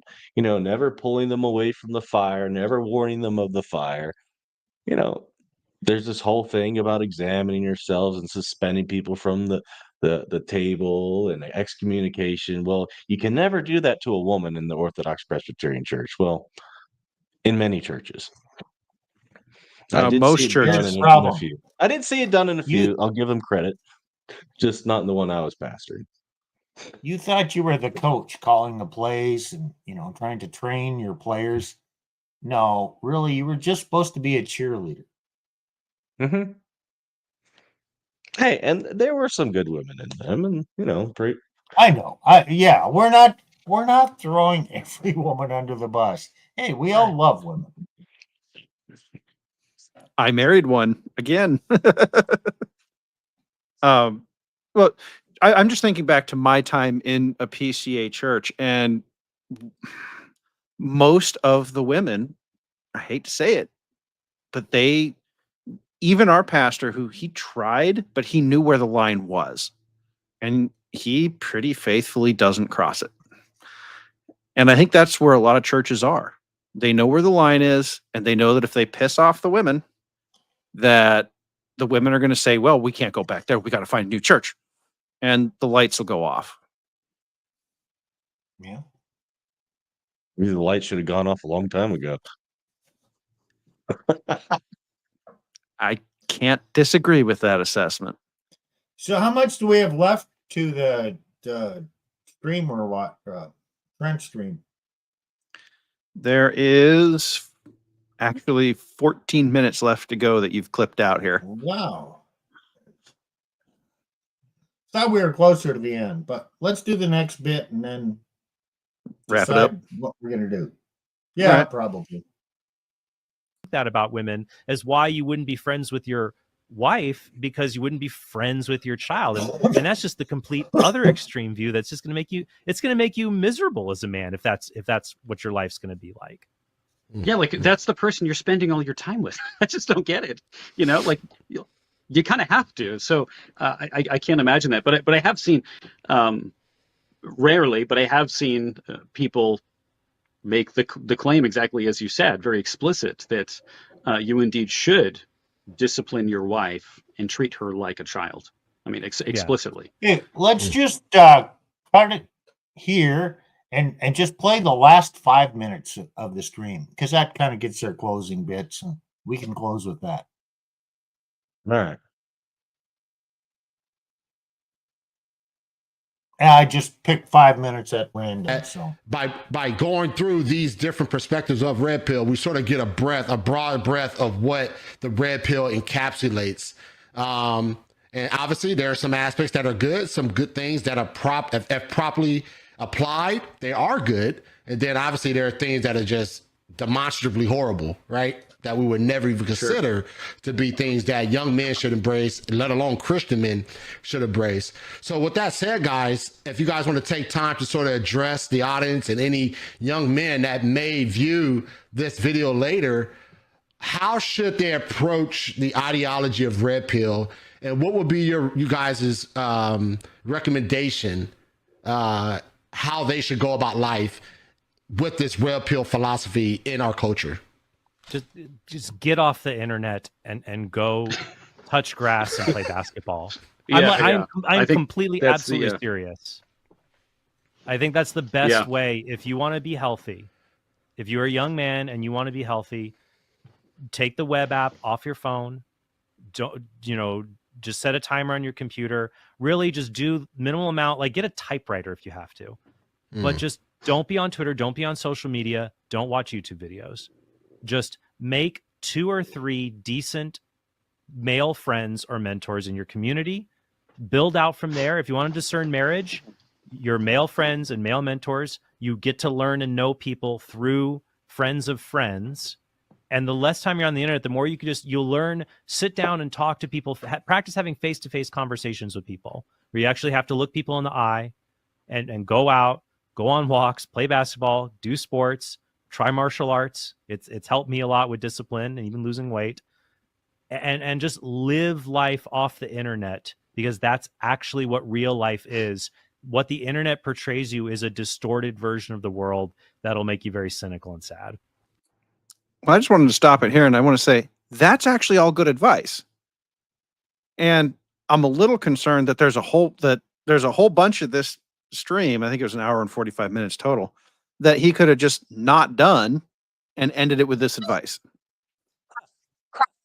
Well, that's the problem, is the people that they're going to go out in the community and talk to, they're also have no idea.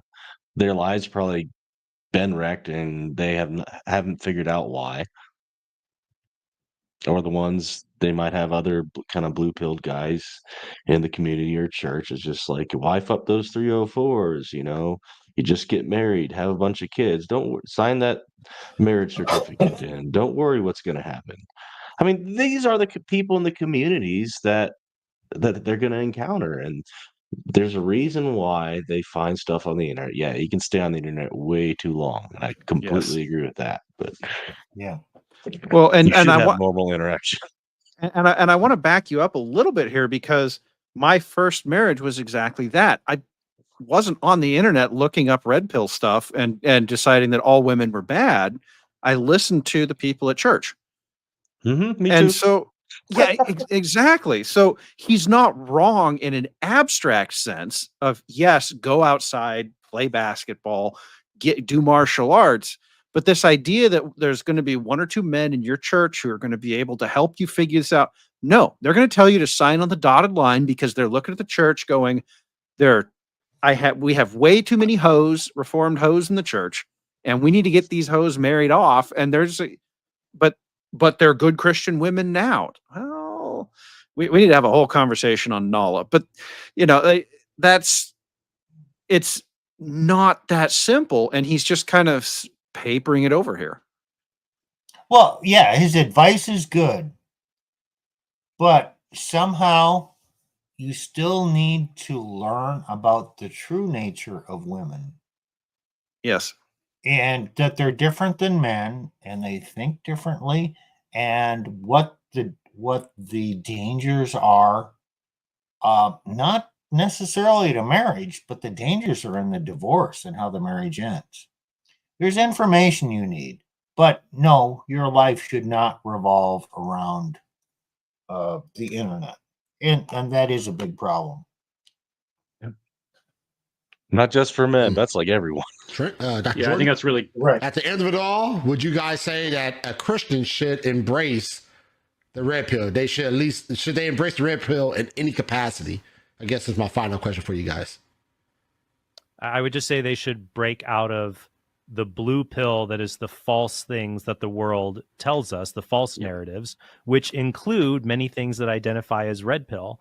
The essence of the gospel is the red pill, because the idea of the red pill is it's a shocking truth that's uncomfortable. People don't want to accept, but it's the truth. That's why Paul says in Corinthians that the gospel is foolishness to Greeks, scandalous to Jews. The gospel itself is the red pill because it's true, and it is shocking and scandalous to people, but it's the ultimate hope that we have.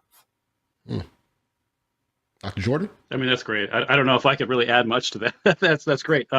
Yeah, I mean, obviously, no, I don't think that people should buy into the, to the red pill ideology. And as I said before, I think it's part of the same lie that feeds the modern feminist narratives, which is that we are these isolated, expressive individuals who are going to ultimately find some kind of true fulfillment and just giving into our kind of base desires and doing so in a way that secures our own independence and our own self-expression. And instead, God has made us to function in this world for the sake of our neighbor and to live for other people. And ultimately, when we live the way that God has created us to live, which is for the neighbor, mirroring Christ's self-giving on the cross for us, then we are going to find not a life full of perfect pleasure, and maybe kind of a boring life, but a good life, and that's what matters. All right, guys. Thank you guys so much for joining me on this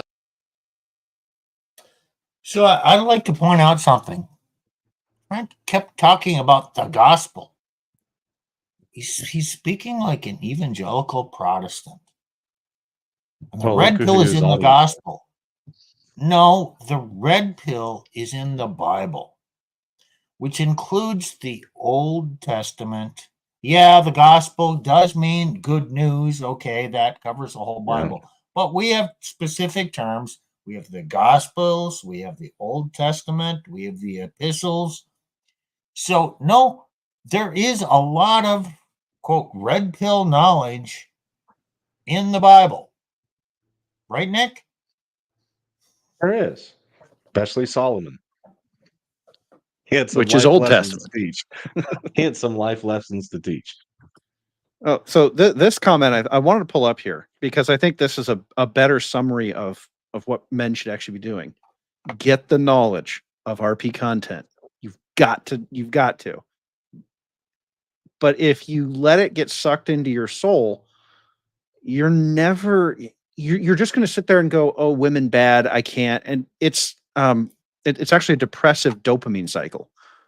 And all of a sudden you start to need the quote unquote hit of the red pill content to make yourself feel good because we got those women this time, and look, even I love a good Andrew Wilson whatever takedown. I admit It's that entertainment. it is, but I am married, and so when I'm done with that, I put it away, go have a conversation with my wife about it could be about what we And saw, okay, watching that, you got entertained. Did you learn anything new?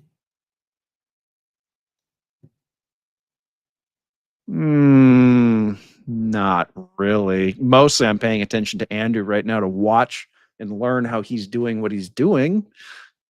So Okay, yeah, that makes sense because I'll say the same thing. Yeah, I watch this content. It just is the 37th confirming piece of information for something I already know. And yeah, I do learn something from the way Andrew handles things. And yes, it's entertainment. And I drive a truck, and I got to listen to something. I could listen to better things than that, though. Yeah, like Shelby Foote, Civil War. Good stuff. uh-huh. We're gonna have fun with you, Nick, on next Monday, aren't we? We're gonna have to stay on target, Nick. Stay on target. I purposely throw those things out there just to get reactions. So So it's not by accident. what's our topic for next Monday?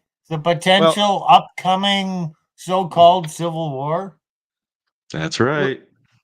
Yes. So specifically, it's a narrative that I've seen popping up a lot lately in online circles. It actually came up at my own, around my own family dinner table here recently, and it was fascinating for me because in 2020, I might have gotten a little caught up in this narrative myself, and people might not even remember that it was kind of a thing back then. Yeah, and I know it's 4 years ago. It was forever in an age. So we're going to take a look. This is primarily going to be a look at what is the actual, like, we're going to look at maps. We're going to talk logistics. We're going to talk demographics. Like, could a civil war even happen? If it could, what would it look like? That kind of stuff. I have a lot of research that I got to do. I'm going to pull up a lot of maps. So this is going to be a fun one. But it's going to be totally different than what we've been doing for the past couple weeks. So, yeah. Hey, will I get to find out who the enemy is? 'Cause I don't know. Sadly, no. Oh, shucks. It's not for a lack of trying. It's more for a lack of or a diversity of enemies to choose from. Yeah, that's a funny thing about this issue. Yeah, there's going to be a civil war. Okay. Who's my enemy? And I've never figured that out yet. Yep. So that is going to be next Monday. It'll probably run a little long as well, like tonight did. So stick around. It's a complex topic. You have to we have to discuss the supply lines of the United States military. We have to discuss how food moves through the country.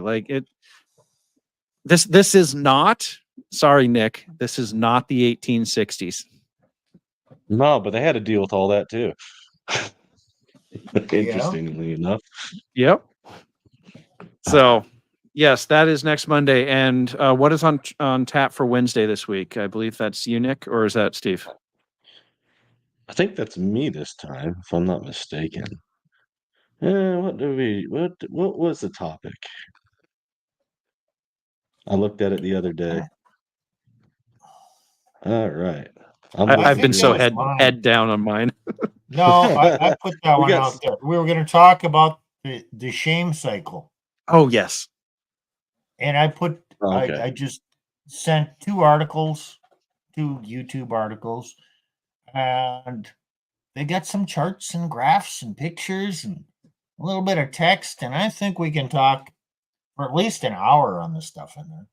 So, Oh, okay, shame gonna cycle. be Then I got kind the of a week simple after. one. That must be that. I got the Yeah. week after that. Okay. Yep. So we have lots of content in the pipe. One of the problems we're running into is the stack of stuff we want to get to is growing faster than we can get to it. And unfortunately, all 3 of us do have jobs, so we do not get to do this full time or even really part time. So, Right. but yeah. But hey, it's a fun hobby. Yeah. Well, any final thoughts, folks? No, what this was our Grid One was our first guest on our channel. Kind of changed the dynamic a little bit, but hey, we're not stuck on any one thing, and it's nice to get get some variety, get some different perspective. That was good. Well, and as we get bigger, we do plan on doing open panel shows where you can call in, ask questions. Right now, we're not quite there yet. It's like if we put it out there, will anyone even show up? But I don't know. Maybe one of these topics we'll get an explode. If you guys leave a lot of comments on a video, that'll kind of be the signal that hey, maybe we need to have another conversation about it. So with that, share, please share. Our goal with these videos is not necessarily to get a lot of likes or subscribers or any of that. We want these ideas to be heard. So yeah, so take them and do what you want with them. Yeah. And subscribe if you like anything we said tonight, if you feel we've earned it. But yeah, sharing is the big thing that we're pushing here. So, but yeah, if you guys leave a lot of comments on a particular video, then we'll look at that and say, maybe we need to explore this some more. So, yeah. Nick, you got anything? And all our past videos are pretty much timeless because they're all about topics. And you can go back and listen to those and they're just as fresh or just as pertinent now as they will be in 10 or 5-10 years from now. I mean, a few are date related, but not that much. And there's always lessons in there too. Yep. Sorry, Nick. So I know we've been talking about the Civil War. We had a comment by Colonel Buckshot about talking about his relatives and the Confederates and stuff. I think Plutarch and of course, Steve's going to be involved too. We're kicking around having discussions about comparing the lives of the masculinity of people like Lee, Stonewall Jackson, and Grant, and others. Yep. So that's another one. That's another one I have to prepare for, though. This one is way down the road, but it's in the works. So, all right. Well, with that, we're gonna head on out. Thank you all for sticking around with us for 2 whole hours, and thank you to the Grid One supporters for sticking around with us. Yeah, we will see you on Wednesday.